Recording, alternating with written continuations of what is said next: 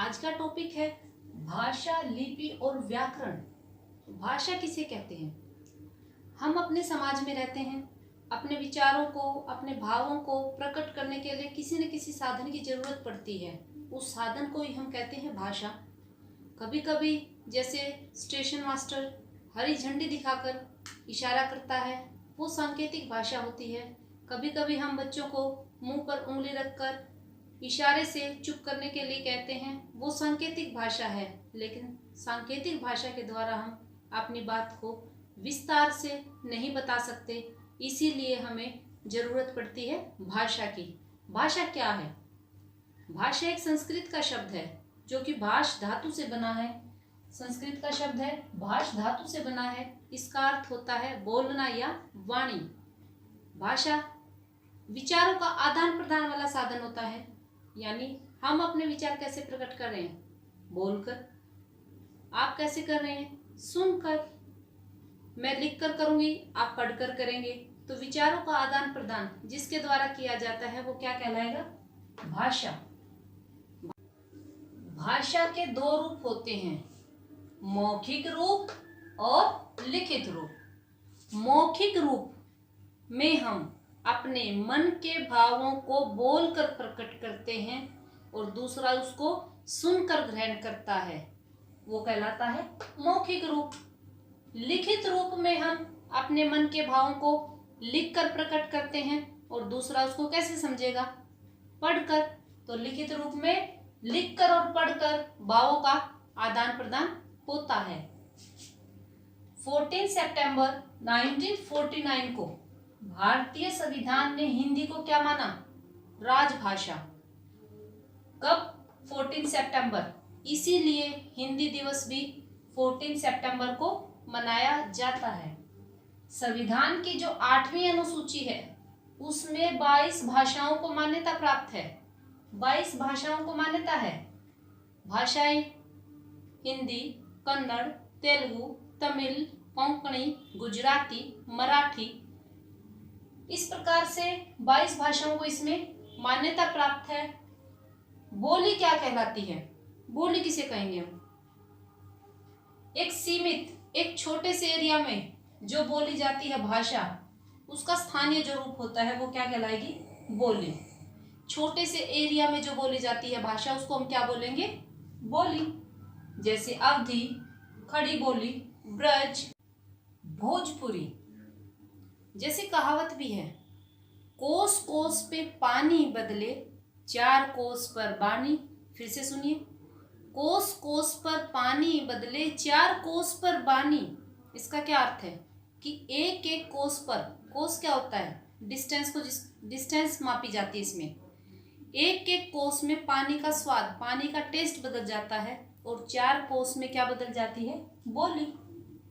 इसीलिए छोटे से एरिया में जो भाषा बोली जाएगी उसको हम क्या बोल देंगे? बोली। नेक्स्ट है लिपि। लिपि क्या होती है? लिखने के ढंग को, कि भाषा के लिखने के ढंग को हम क्या कहेंगे? लिपि। जैसे कुछ लिपियां इस प्रकार से हैं। पंजाबी की लिपि क्या है? गुरुमुखी।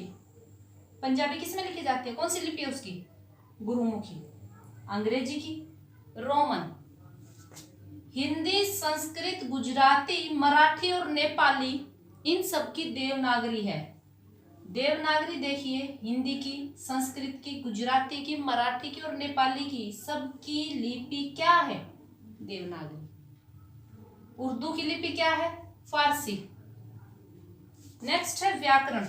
व्याकरण किसे कहेंगे? भाषा का जो शुद्ध रूप का ज्ञान करवाए। जैसे हम कोई एग्जाम्पल लेते हैं, बकरी को काटकर घास खिलाओ, ये हमें कौन बताएगा कि सही है सेंटेंस की गलत है? व्याकरण। बकरी को अगर काटेंगे तो घास कैसे खाएगी वो? ये सेंटेंस गलत है। कैसे पता चला? क्योंकि इसमें ग्रामर की मिस्टेक है। ये बता कौन रहा है हमें? व्याकरण। सही क्या होगा? घास काटकर बकरी को खिलाओ। इससे पता चला हमें? व्याकरण से। तो व्याकरण की डेफिनेशन क्या होगी? भाषा का जो शुद्ध रूप का ज्ञान करवाता है, शुद्ध या अशुद्ध का ज्ञान करवाए, उसको सही ढंग से बोलना, लिखना, पढ़ना कौन सिखाएगा? व्याकरण। तो भाषा के शुद्ध रूप का ज्ञान करवाता है व्याकरण। व्याकरण के अंग कितने? व्याकरण के अंग 3 होते हैं। नंबर 1 वर्ण विचार, नंबर 2 शब्द या पद विचार, नंबर 3 वाक्य विचार।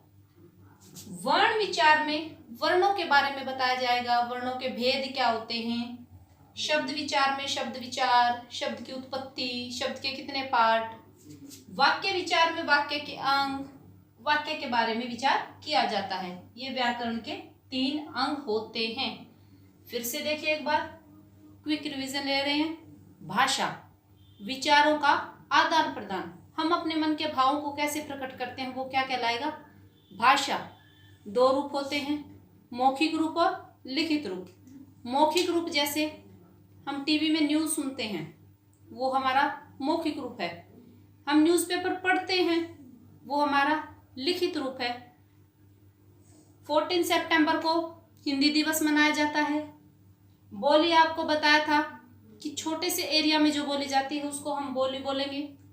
लिपि, भाषा को लिखने के ढंग को हम लिपि कहेंगे।